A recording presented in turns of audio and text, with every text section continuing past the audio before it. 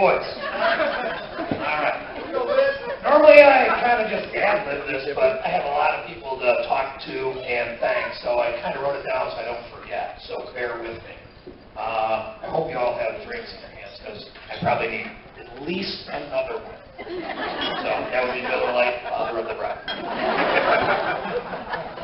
First I want to thank Pat's family, Ed, Carol, and Peter. We couldn't have asked for a better partner in planning this wedding, so I can't thank you enough.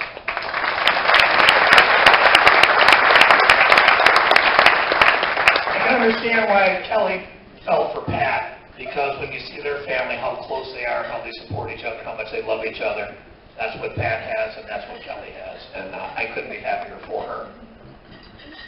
I want to thank everybody who's here today and celebrating Kelly and Pat's day. I can't thank you enough for coming there to support them and making their day special, because you all mean something to them, and that's why you are all here. I want to thank all of you who have texted, called my wife Margie to see how everything is going. All these texts and calls were way more this last week than they've been all the other years that I've been married to her. And that was just you checking on her because she's married to me. I do need to thank my wife Margie. She's handled everything in planning this wedding. And I say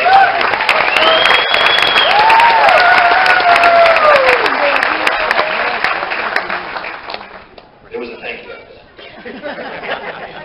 She's handled Kelly and kept her calm and breathing the last 6 months as Kelly is worried about plans. She's handled the many requests and demands from people on how things should be planned in their opinion, and she has done it flawlessly. Thank you again. As most of you know me well, you understand I have really zero patience. And I couldn't have done anything that my wife has done to make sure that Kelly and Pat's day goes off as smoothly as it did. So thank you again. And for the record, I did assist with one task. One. So those programs that you received today from my nephews, those perfect. I didn't create them, Kelly did. I hit the print button. That was me.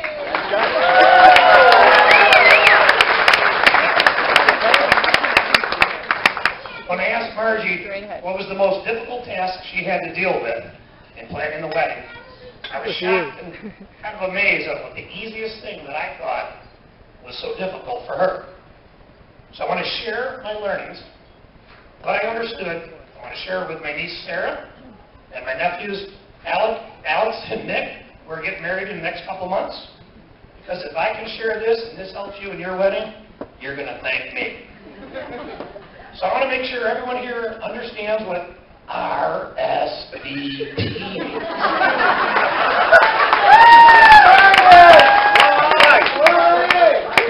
I Googled it to make sure we're all clear. So I'm going to read it. The term R.S.V.P comes from the French expression. This is where I'm going to suck in this. Répondez vous plaît. Meaning, not even close? All right. Didn't know Tim spoke French. Meaning is, please respond. This is right out of the dictionary. If R.S.V.P is written on an invitation, it means the invited guest must tell the host, bolded and italicized, whether or not they plan to attend the party. It does not mean to respond only if you're coming. It does not mean respond only if you're not coming. That expression, regrets only, is reserved for that instance.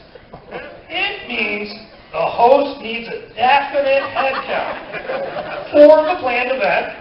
Most importantly, by the day specified in the invitation.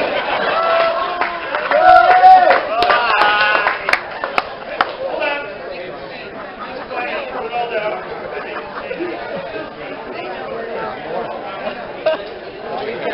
Now, I hope that this very, very important learning that I just shared with everybody,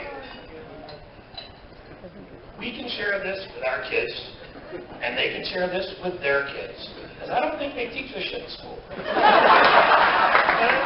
Okay? So now, I hope everybody is aware what R.S.V.P understands. Are we clear? All right. I'm going to go into a little bit about Kelly. So, she's a little high maintenance. She's slightly spoiled, but we only have one daughter. So, I spoiled her. I wouldn't even blame it on Marge, it was me. She always wanted a sister. Asked us over and over, especially after Kev and Tom. When am I going to get a sister? Well, Kelly, if you look at your bridesmaids and your maid of honor, you got more sisters here than we could ever give you.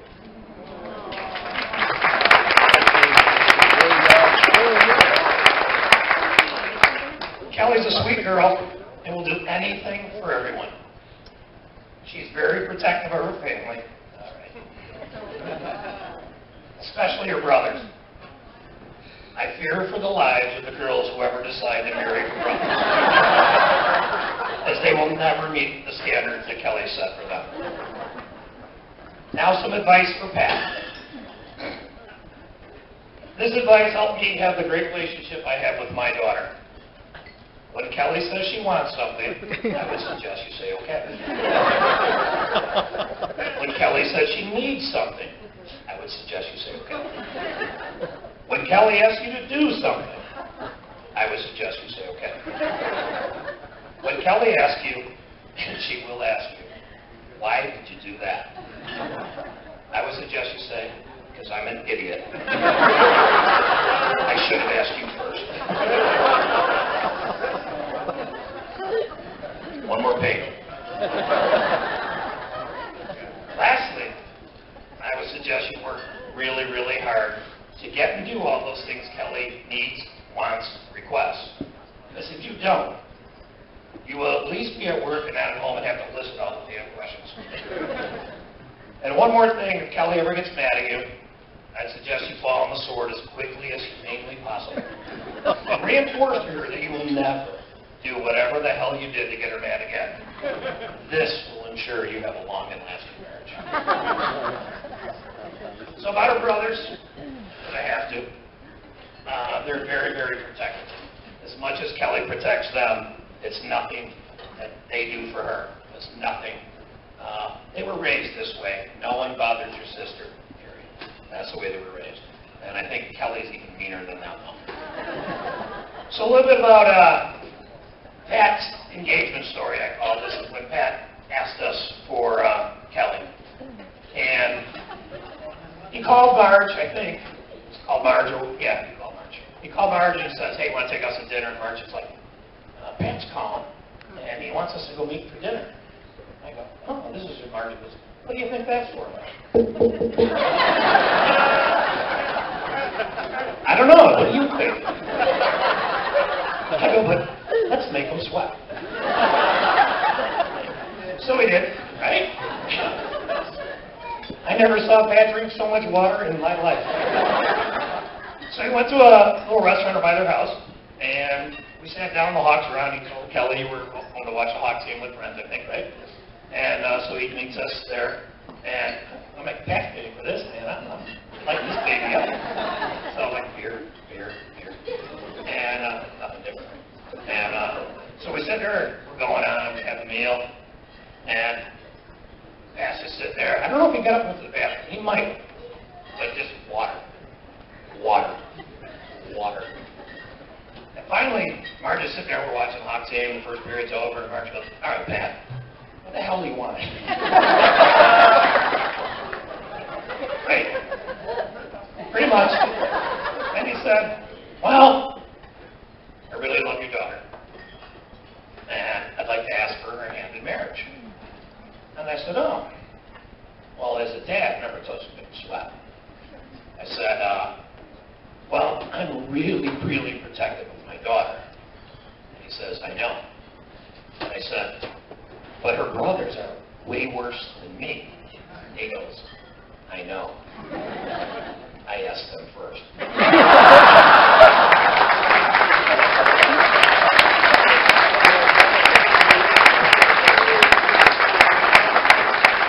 That's when I knew he gets it. Okay? He gets our family. I know he loves my daughter. I couldn't be happier. So with that, I'm going to have a little toast. Let's raise our glasses. The Irish blessing here. May your troubles be less and your blessings be more, and nothing but happiness come through your door. Cheers.